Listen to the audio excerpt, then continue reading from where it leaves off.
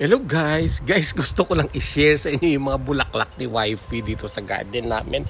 Guys, so grabe, ang gaganda ng dahlias niya. Oh, ang lalaki, diba? Sing laki ng mga plato, guys, yung mga dahlias niya ngayon. Yung iba parang hindi pa masyadong namumukadkad. Pero ito, guys, so ang dami-dami niya, diba?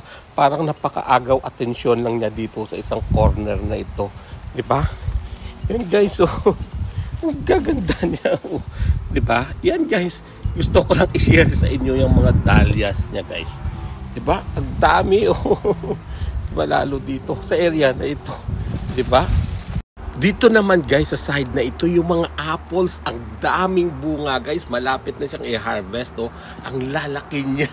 Oh yan oh. Sa totoo lang medyo nabawasan na nga yan dahil kinakain ng deers, pero guys ang dami niya talagang bunga. Minsan sa ilalim lang natatakpan lang siya ng mga dahon-dahon, pero ang lalaki niya talaga guys oh. Ang lalaki ng mga bunga ng mga apples ko guys.